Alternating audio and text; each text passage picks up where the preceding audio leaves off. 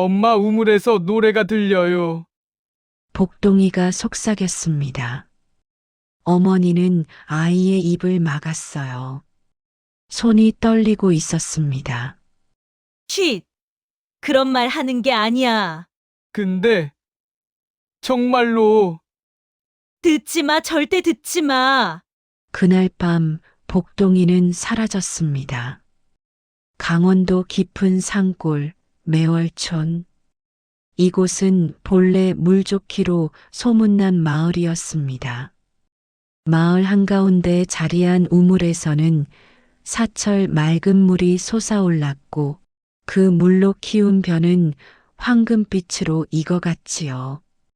사람들은 그 우물을 신의 샘이라 불렀습니다. 신이 내린 축복이라 믿었던 겁니다. 하지만 올해는 달랐습니다. 봄이 와도 우물의 수위는 조금씩 낮아졌습니다. 여름이 되자 우물 바닥에 붉은 돌이 드러나기 시작했어요. 마을 사람들은 처음엔 대수롭지 않게 여겼습니다. 가뭄이 심한 해도 있는 법이니까요. 그런데 소들이 죽기 시작했습니다. 먼저 김참봉댁의 황소가 쓰러졌습니다. 아침에 축사로 나간 하인이 비명을 질렀지요. 황소는 입에서 거품을 흘린 채 굳어 있었습니다. 눈은 뒤집혀 있었고 네 다리는 경련하듯 굽어 있었어요. 그 다음 날은 박서방 댁의 돼지 3마리가 같은 모습으로 발견되었습니다. 물이 썩었나? 누군가 중얼거렸습니다. 하지만 우물물은 여전히 맑았습니다. 냄새도 없었어요. 그저 양이 줄어들었을 뿐이었지요. 마을의 무녀 연하는 그 무렵부터 밤잠을 설치기 시작했습니다. 32살의 연하는 15의 신을 받은 뒤 줄곧 이 마을을 지켜온 사람이었습니다. 구슬할 때면 그녀의 눈은 하얗게 뒤집혔고 입에서는 알아듣기 힘든 신의 말씀이 흘러나왔지요. 마을 사람들은 그녀를 두려워하면서도 의지했습니다. 연화의 움막은 마을 동쪽 끝 소나무 숲이 시작되는 곳에 있었습니다. 그곳에서 그녀는 혼자 살았어요. 신을 모시는 사람은 속세와 거리를 두어야 한다고 스승이 말했으니까요. 어느 날 저녁 연화는 우물가로 걸어갔습니다. 달은 초승달이었습니다. 하늘에는 구름 한 점 없었고 별들이 총총히 박혀 있었어요. 연화는 우물 난간에 손을 짚고 아래를 내려다봤습니다. 물은 얕았습니다. 그녀의 얼굴이 일그러져 비쳤어요. 신령님, 그녀가 나지막이 불렀습니다. 아무 대답이 없었습니다. 바람만이 소나무 가지를 스쳐 지나갔지요. 연화는 품속에서 쌀 한 줌을 꺼내 우물에 뿌렸습니다. 하얀 쌀알들이 어둠 속으로 떨어져 갔어요. 그리고 그녀는 무릎을 꿇고 절을 올렸습니다. 1번, 2번, 3번. 이마가 차가운 돌바닥에 닿을 때마다 그녀는 속으로 빌었습니다. 어찌된 일입니까? 무엇이 잘못된 것입니까? 하지만 신은 침묵했습니다. 그날 밤 마을에서 아이 하나가 사라졌습니다. 대장간 최서방의 막내 아들, 5살 먹은 복동이었습니다. 저녁 밥상을 물리고 나서 아이는 마당에서 놀고 있었다고 해요. 어머니가 잠시 부엌에 들어갔다 나왔을 때 복동이는 보이지 않았습니다. 복동아, 복동아. 어머니의 목소리가 마을을 뒤흔들었습니다. 사람들이 횃불을 들고 나섰어요. 산기슭을, 논둑을, 개울가를 뒤졌지만 아이는 나타나지 않았습니다. 그런데 이상한 일이 있었습니다. 우물 근처에서 복동이의 집신 한 짝이 발견된 겁니다. 집신은 물에 젖어 있었어요. 하지만 우물 주변의 땅은 말라 있었습니다. 마을의 노인들이 모여 수군거렸습니다. 신이 노한 게야. 옛날 일이 다시 시작되는 거라고. 입 조심하게. 함부로 말하는 게 아니야. 연하는 그들의 대화를 멀찍이 서서 듣고 있었습니다. 그녀의 얼굴은 창백했어요. 입술은 파랗게 질려 있었고요. 그날 밤부터 마을 사람들은 우물을 피하기 시작했습니다. 물이 필요하면 한참을 돌아 냇가로 갔습니다. 아무도 우물 근처에 얼씬도 하지 않았어요. 특히 해가 진 후에는 더욱 그랬지요. 왜냐하면 밤마다 우물가에서 소리가 들렸으니까요. 낮게, 아주 낮게 흐느끼는 소리. 여자의 목소리 같기도 했고 바람 소리 같기도 했습니다.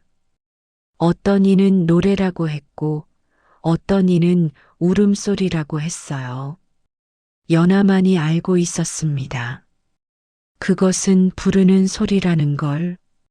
누군가를, 아니 무언가를 부르는 소리였습니다. 초승달은 점점 차올랐고 마을의 우물은 점점 더 말라갔습니다. 그리고 붉은 바닥이 드러날 때마다 마을 사람들의 눈빛은 조금씩 변해갔지요. 두려움이 번지고 있었습니다.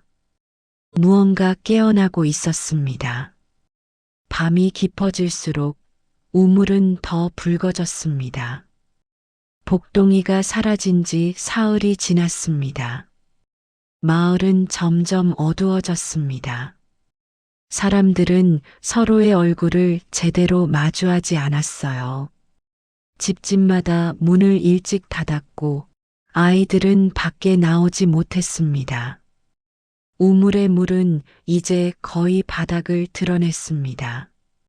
붉은 돌바닥이 완전히 보였어요. 그 돌들은 묘하게 반들거렸습니다. 마치 피로 닦아낸 것처럼요. 연하는 매일 밤 우물가에서 재를 올렸습니다. 쌀과 물, 그리고 정화수를 올렸지요. 하지만 신은 여전히 응답하지 않았습니다. 그녀의 기도는 허공으로 흩어졌고 몸에서 신기는 느껴지지 않았어요. 무슨 짓을 하는 거요? 어느 날 저녁 우물가에 선 연화에게 누군가 말을 걸었습니다. 마을의 장정 하율이었습니다. 26살의 하율은 키가 크고 어깨가 넓었어요. 그는 이 마을에서 태어나 자랐고 연하보다 6살 어렸습니다. 재를 올리고 있습니다. 연하가 고개를 들지 않고 대답했습니다. 소용없소? 벌써 나흘째 아니오. 하율의 목소리는 날카로웠습니다. 복동이를 찾아야 합니다. 이렇게 빌기만 해서는. 그럼 어쩌자는 겁니까? 연하가 처음으로 하율을 똑바로 봤습니다. 그녀의 눈빛은 차가웠어요. 당신이 산을 뒤졌습니까? 냇가를 다 뒤졌습니까? 찾았습니까? 하율은 입을 다물었습니다. 신령님께서 노하셨습니다. 사람의 힘으로는 어찌할 수 없어요.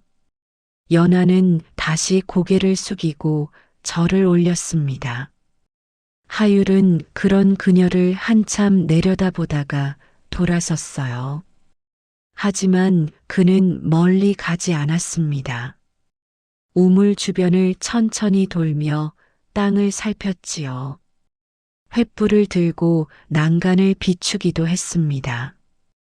그리고 우물 아래를 내려다봤어요. 바닥이 보였습니다. 붉은 돌들 사이로 무언가 하얗게 빛나는 게 있었습니다. 저게 뭡니까? 하율이 물었습니다.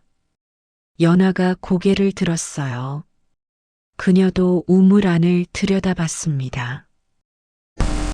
모르겠습니다. 내려가 보겠소. 안 됩니다. 연아가 급히 말렸습니다. 함부로 들어가서는 안 돼요. 그곳은 신의 잠자리라고 하려는 거요? 하율이 비웃듯 말했습니다. 그런 소리는 노인들이나 하는 겁니다. 나는 내 눈으로 확인하겠소. 그는 우물 난간을 넘었습니다. 연아가 손을 뻗었지만 그의 옷자락을 잡지 못했어요. 하율은 돌을 짚고 천천히 우물 안으로 내려갔습니다. 물이 없으니 어렵지 않았지요. 바닥에 닿았을 때 그는 쪼그려 앉아 하얀 물체를 집어들었습니다. 비녀였습니다. 은으로 만든 비녀. 끝부분이 연꽃 모양으로 조각되어 있었어요. 오래된 물건이었지만 녹슬지 않았습니다. 이게 여기 왜? 하율이 중얼거렸습니다. 바로 그때 바람이 불었습니다. 차가운 바람이 우물 안으로 휘몰아쳤어요. 횃불이 꺼질 듯 흔들렸습니다. 하율은 본능적으로 고개를 들었지요. 우물 위에서 연아가 그를 내려다보고 있었습니다. 하지만 그녀의 뒤로 무언가 하얗게 일렁이는 게 보였어요. 형체가 없었습니다. 그저 하얀 기운 같은 것이 연아의 등 뒤에서 흔들리고 있었지요. 빨리 올라오십시오. 연아가 소리쳤습니다. 하율은 비녀를 움켜쥐고 황급히 우물을 기어 올랐습니다. 난간을 넘어 땅에 발을 디뎠을 때 그는 숨을 헐떡였어요. 뭡니까? 저 건? 보셨습니까? 연아가 떨리는 목소리로 물었습니다. 뭔지는 모르겠소. 하지만 분명 뭔가 있었소. 하율은 손에 든 비녀를 연아에게 내밀었습니다. 연아는 그것을 받아들고 한참을 들여다봤어요. 달빛 아래서 비녀는 창백하게 빛났습니다. 이 비녀를 아십니까? 하율이 물었습니다. 연아는 고개를 저었습니다. 하지만 그녀의 얼굴은 점점 더 창백해졌어요. 누구 것인지는 모릅니다. 하지만 이게 왜 여기 있는지는 짐작이 갑니다. 말해보시오. 옛날 이야기입니다. 연아가 천천히 입을 열었습니다. 제 스승님께 들은 이야기예요. 아주 오래전 이 마을에 큰 가뭄이 들었답니다. 사람들이 죽어나가고 땅이 갈라졌지요. 그래서 마을 사람들은 무당을 불렀어요. 무당은 말했답니다. 물에 신이 노했다고. 신을 달래려면 신부를 바쳐야 한다고. 하율의 얼굴이 굳어졌습니다.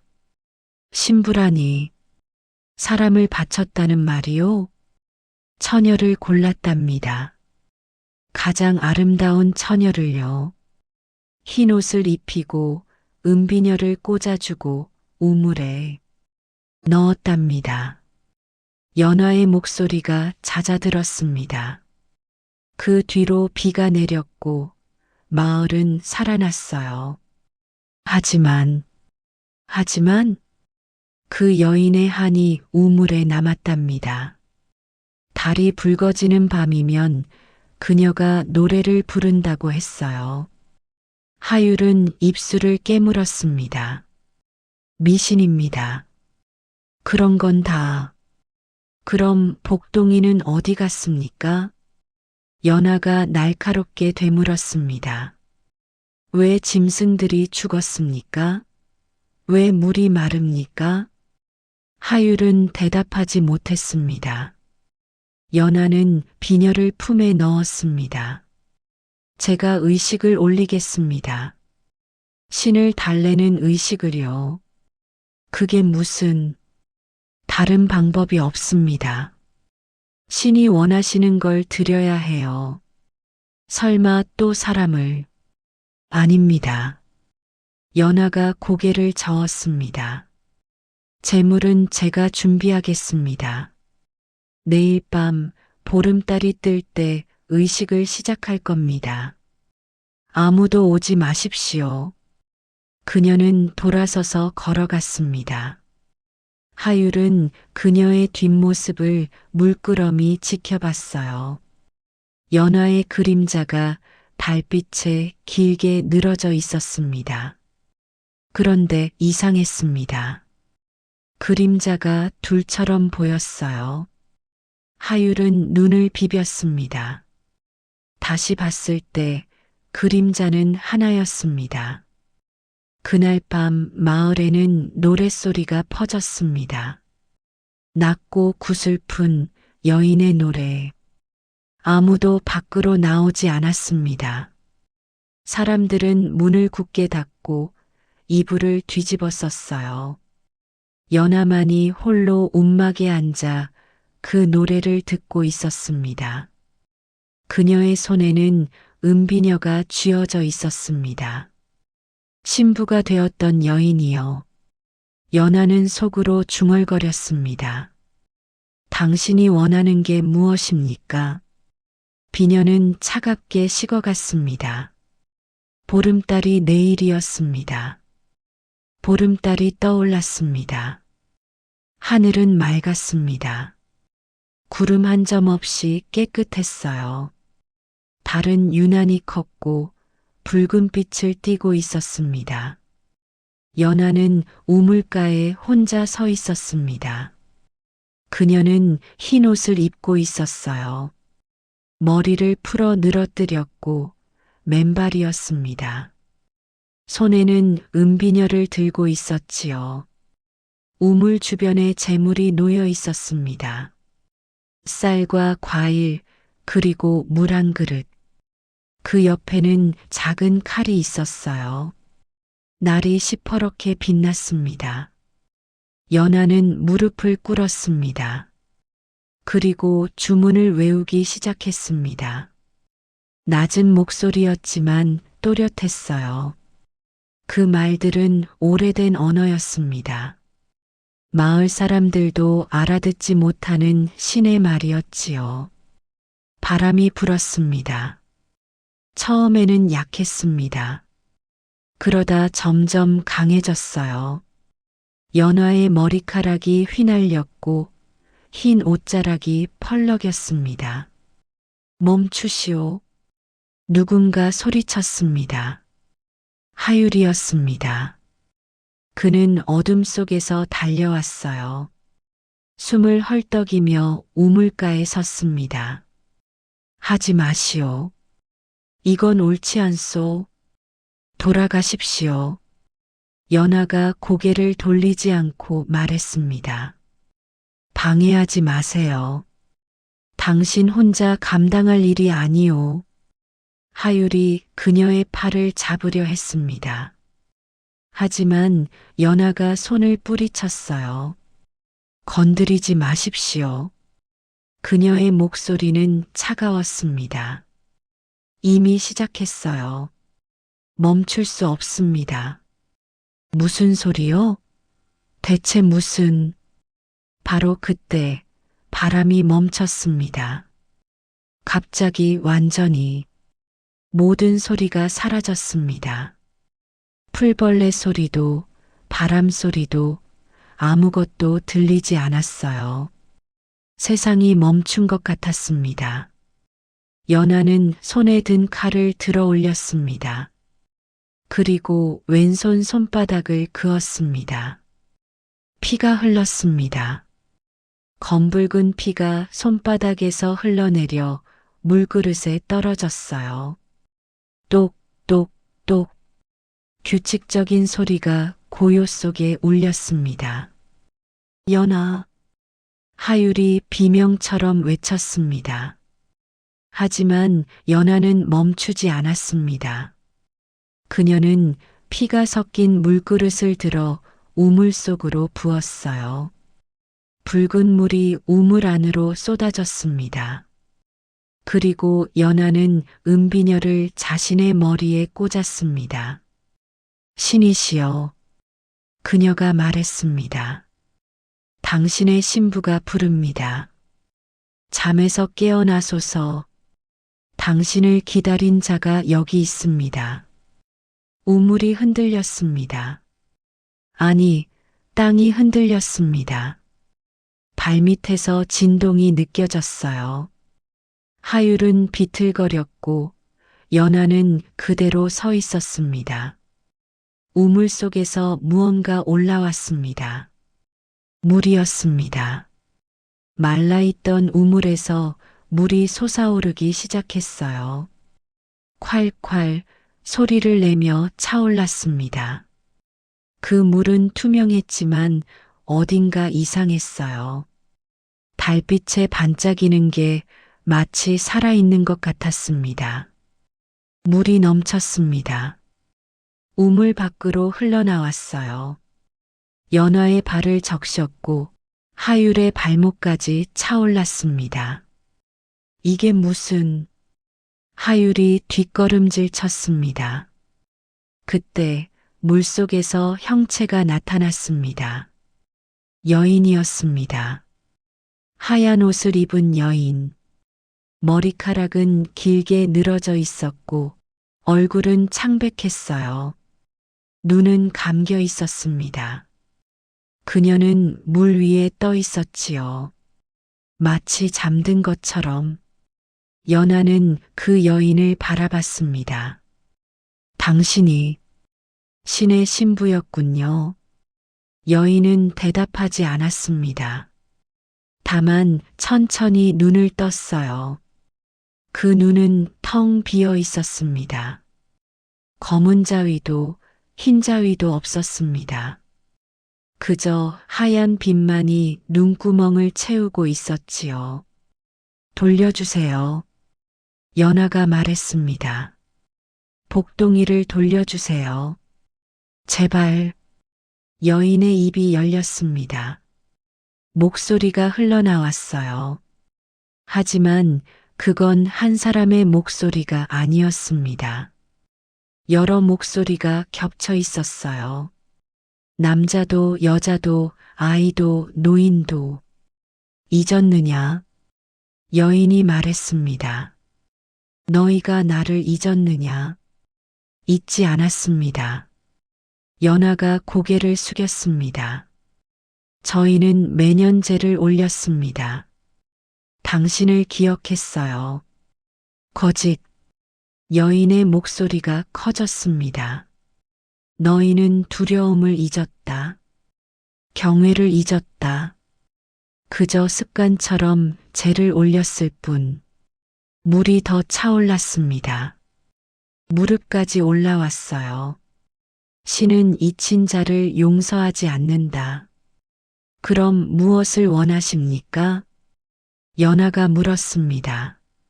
무엇을 드려야 당신이 노여움을 푸시겠습니까? 여인은 연하를 똑바로 봤습니다. 대신 그녀가 말했습니다. 누군가 대신 와야 한다. 그것이 약속이었다. 아이는 안 됩니다. 연하가 소리쳤습니다. 복동이는 죄가 없어요. 아직 어린아이예요. 죄? 여인이 웃었습니다. 목소리가 쩌렁쩌렁 울렸어요. 너희 모두 죄인이다. 나를 이곳에 가둔 자들의 후손이니 그럼 저를 데려가십시오. 연하가 말했습니다. 하율이 그녀를 잡으려 했습니다. 하지만 물이 그를 밀어냈어요. 보이지 않는 힘이 그를 뒤로 밀쳤습니다. 저를 데려가는 대신 아이를 놓아주세요. 연하는 우물 쪽으로 한 걸음 다가갔습니다. 여인은 고개를 기울였습니다. 마치 생각하는 것처럼 내가 기꺼이 오겠느냐? 그렇습니다. 연하의 목소리는 떨리지 않았습니다. 저는 무당입니다. 신을 섬기는 자예요. 제가 가는 게 마땅합니다. 여인은 한참을 그녀를 바라봤습니다. 그리고 천천히 손을 내밀었어요. 창백한 손, 물에 젖어 있었습니다. 연하는 그 손을 잡았습니다. 손은 얼음처럼 차가웠습니다.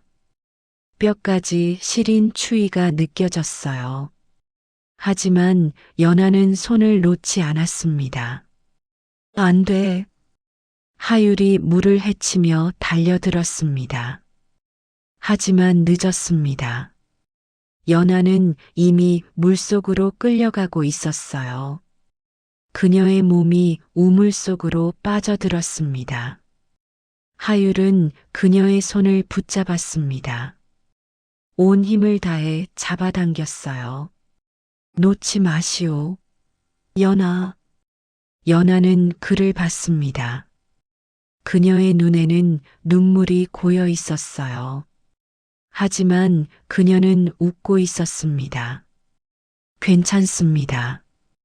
그녀가 속삭였습니다.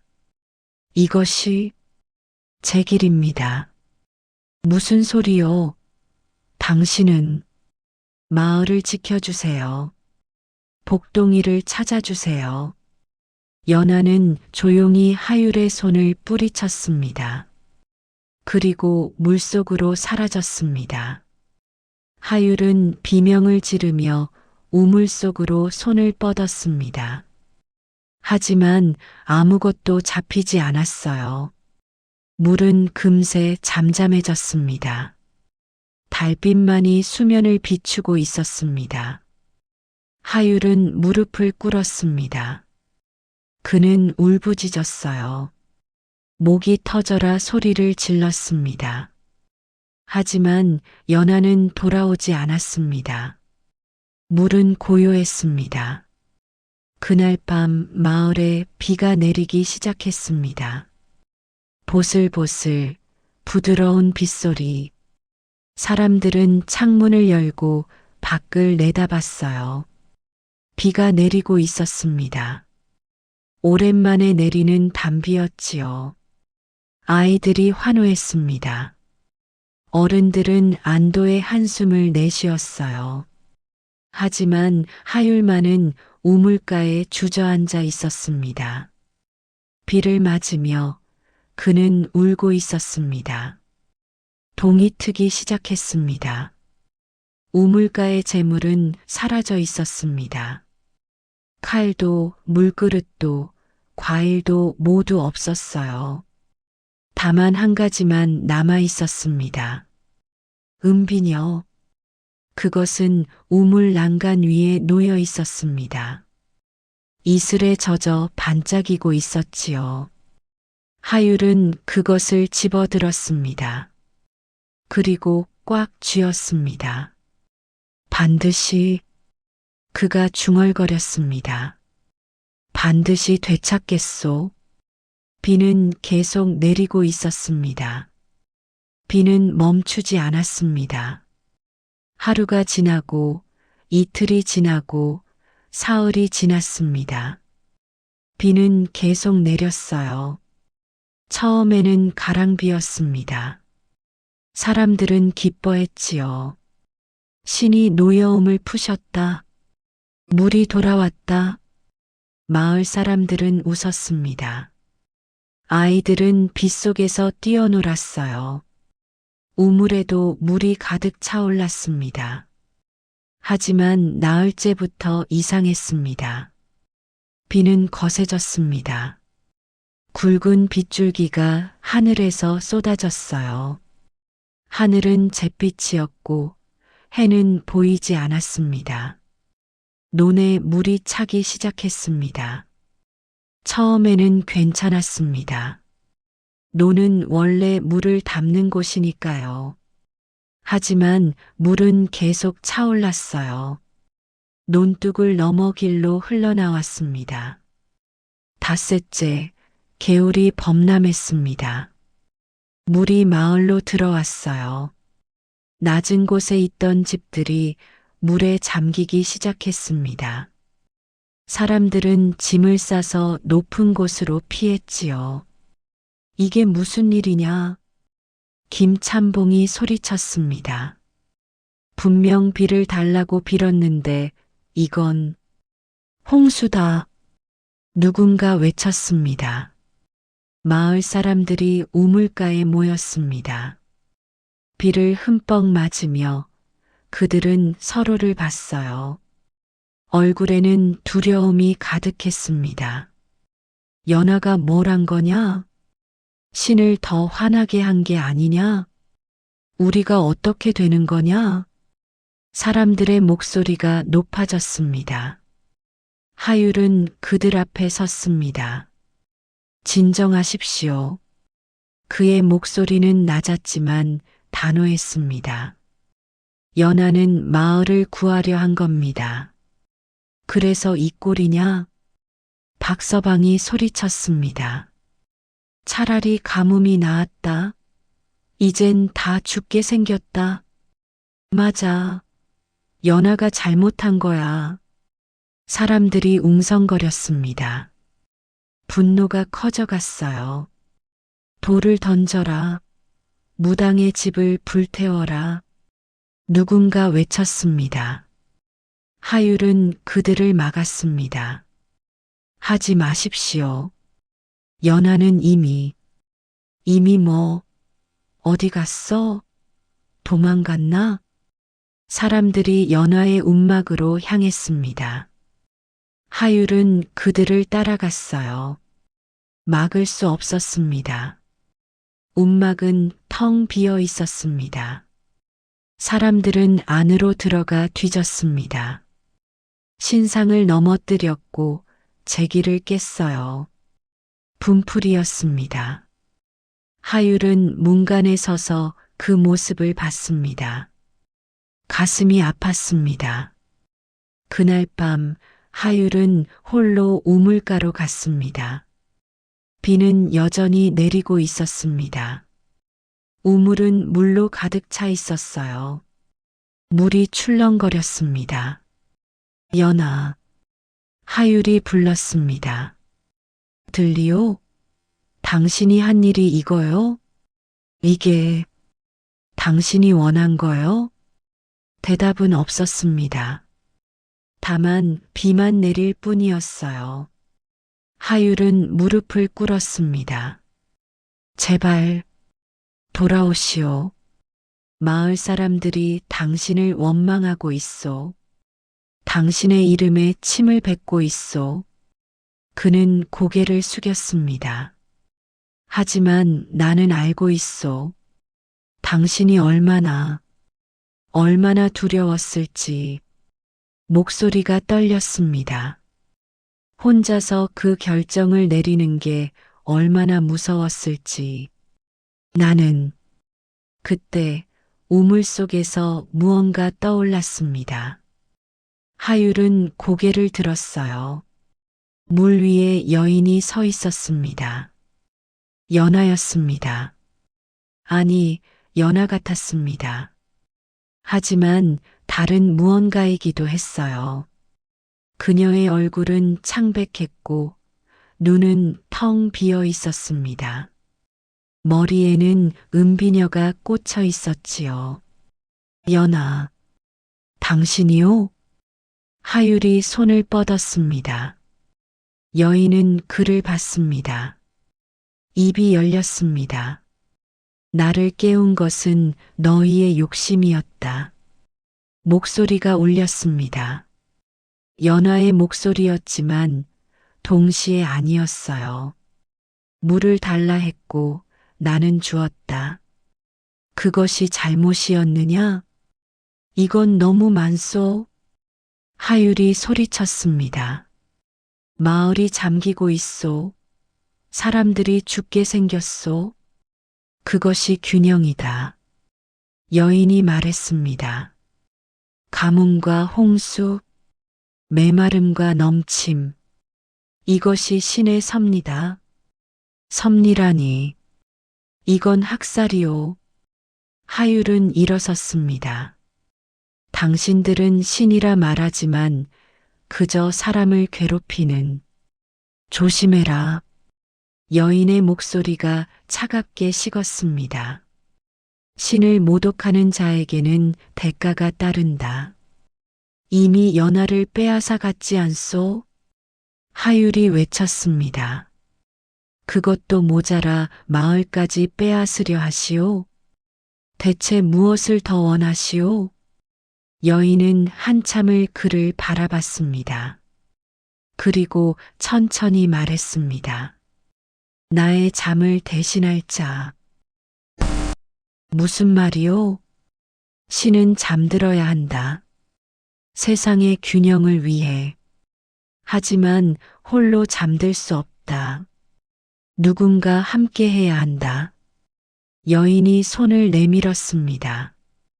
그 여인은 나와 함께 잠들기로 했다. 하지만 그녀는 흔들린다. 아직 인간의 마음이 남아있다. 하율은 숨이 막혔습니다. 연하가 아직 살아있단 말이오? 살아있다고도 죽었다고도 할 수 없다. 그녀는 나와 하나가 되어가고 있다. 막아야 하오. 그럴 수는 없소. 하율이 우물로 뛰어들려 했습니다. 하지만 보이지 않는 힘이 그를 밀어냈어요. 그는 땅에 쓰러졌습니다. 인간이 신의 영역에 들어올 수 없다. 여인이 말했습니다. 하지만 한 가지 방법은 있다. 무엇이오? 하율이 물었습니다. 말하시오. 무엇이든 하겠소. 여인은 미소 지었습니다. 슬픈 미소였습니다. 그녀를 놓아주는 것. 예. 그녀를 잊어라. 그녀의 이름을 부르지 마라. 그녀를 기억하지 마라. 여인의 목소리가 잦아들었습니다. 그러면 그녀는 완전히 신이 될 것이다. 그리고 물은 멈출 것이다. 하율은 말문이 막혔습니다. 그건 연하를 죽이는 거나 마찬가지 아니오. 살리는 것이다. 여인이 말했습니다. 신으로서 영원히 사는 것이다. 인간의 삶보다 훨씬 긴 삶을. 하지만 그건 선택해라. 여인이 물속으로 가라앉기 시작했습니다. 그녀를 기억할 것인가, 마을을 구할 것인가. 하율은 손을 뻗었습니다. 하지만 여인은 이미 사라지고 있었어요. 연아, 그가 외쳤습니다. 물은 잠잠해졌습니다. 하율은 그 자리에 주저앉았습니다. 비는 여전히 내리고 있었습니다. 그는 은비녀를 꺼내 들었습니다. 손 안에서 차갑게 빛났어요. 어떻게 하란 말이오? 그가 속삭였습니다. 어떻게 당신을 잊으란 말이오? 동쪽 하늘이 조금씩 밝아오고 있었습니다. 비는 조금 약해졌습니다. 하지만 완전히 멈추지는 않았습니다. 하율은 마을 사람들을 모았습니다. 비는 6째 날이었습니다. 물은 마을 한가운데까지 차올라 있었어요. 사람들은 지쳐 있었습니다. 들으십시오. 하율이 말했습니다. 신이 요구하는 게 있습니다. 사람들이 그를 받습니다. 연하를 잊어야 합니다. 그녀의 이름을 부르지 말아야 해요. 그녀를 기억해서도 안 됩니다. 그게 무슨... 김참봉이 말했습니다. 그러면 비가 멈춘단 말이요? 그렇습니다. 하율이 고개를 끄덕였습니다. 그녀가 완전히 신이 되면 물은 멈출 겁니다. 사람들은 서로를 봤습니다. 그리고 하나둘 고개를 끄덕이기 시작했어요. 좋소. 있겠소. 우리가 살아야지.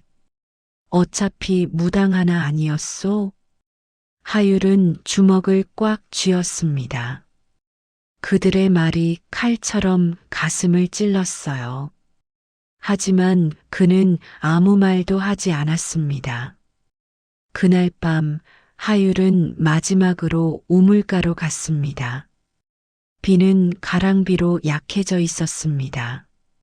하늘에는 구름 사이로 별이 보였어요. 연아. 그가 마지막으로 그 이름을 불렀습니다. 당신을 잊어야 한다고 합니다. 그래야 마을이 산다고 하더군요. 물은 고요했습니다. 하지만 나는... 하율의 목소리가 떨렸습니다. 나는 당신을 잊을 수 없소. 당신이 얼마나 용기 있는 사람이었는지, 얼마나 따뜻한 사람이었는지. 그는 은비녀를 꺼냈습니다. 이것을 간직하겠소.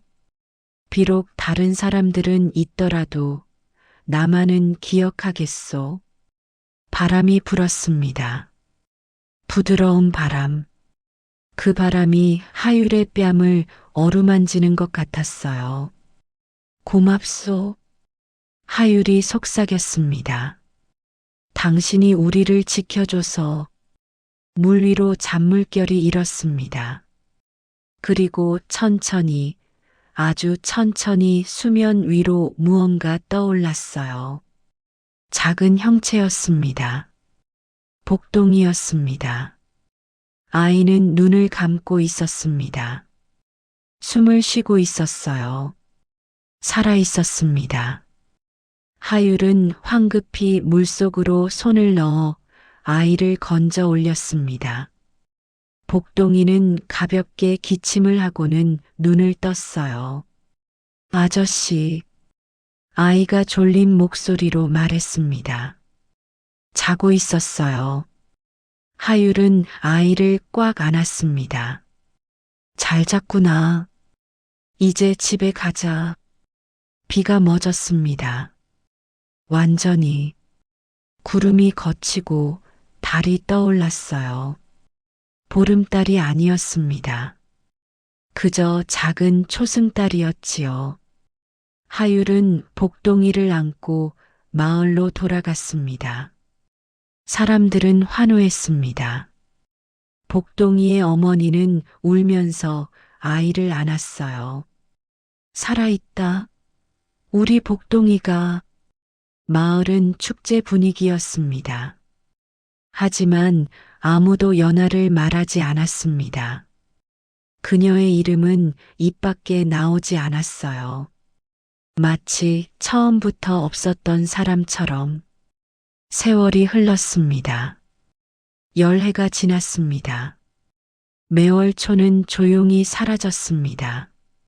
사람들은 하나둘 떠났어요. 홍수의 상처가 너무 컸으니까요. 땅은 척박해졌고 수확은 줄었습니다. 결국 마을은 버려졌습니다. 폐허만 남았어요. 무너진 집들, 쓰러진 담장, 그리고 우물. 우물만은 여전히 그 자리에 있었습니다. 물은 맑았습니다. 고요했어요. 어느 가을날 한 학자가 그곳을 찾았습니다. 그는 고려시대 마을의 흔적을 연구하는 사람이었어요. 폐허가 된 매월촌을 거닐며 기록을 남겼습니다. 우물가에 섰을 때 그는 무언가를 발견했습니다. 난간 위에 놓인 은비녀. 녹슬지 않은 채 그대로 있었습니다. 학자는 그것을 집어들었어요. 정교한 솜씨였습니다. 연꽃 무늬가 선명했지요. 누가 놓고 간 걸까? 그는 중얼거렸습니다. 우물 속을 들여다봤어요. 물이 고여 있었습니다. 수면에 그의 얼굴이 비쳤어요. 그런데 이상했습니다. 얼굴이 둘이었습니다. 학자는 깜짝 놀라 뒤로 물러섰습니다. 다시 들여다봤어요. 이번에는 자신의 얼굴만 보였습니다. 착각이었나? 그가 쓴웃음을 지었습니다. 바람이 불었습니다. 부드럽고 따뜻한 바람. 가을 바람이었어요. 학자는 은비녀를 조심스럽게 품에 넣었습니다. 그리고 기록장에 적었습니다. 매월촌 우물가에서 은비녀 발견. 고려 중기 양식 추정. 주인 불명. 그는 마을을 떠났습니다. 우물은 다시 고요해졌습니다. 세월은 계속 흘렀어요. 마을의 흔적은 점점 지워졌습니다. 풀이 자라고 나무가 뻗었어요. 자연이 모든 것을 덮었습니다. 하지만 전설은 남았습니다. 근처 마을 사람들은 이야기했어요. 옛날 저기 매월촌이라는 마을이 있었다지. 거기 우물이 있었대. 신의 우물이라고. 달이 붉게 물드는 밤이면 여인의 노래가 들린다던데. 그럼 비가 내린다고 했어. 아이들은 무서워했습니다. 어른들은 고개를 저었어요. 미신이야. 그런 게 어디 있니? 하지만 누구도 그곳에 가지 않았습니다. 특히 보름달이 뜨는 밤에는 어느 봄날 우물가에 꽃이 피었습니다. 연꽃이었습니다. 우물 주변에 물가에 아무도 심지 않았는데 연꽃이 피어났어요.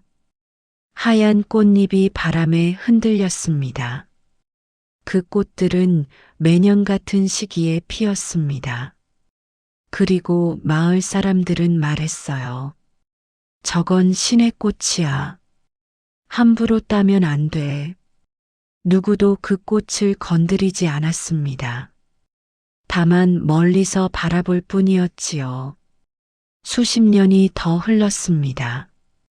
매월촌의 이름도 잊혔습니다. 지도에서 사라졌어요.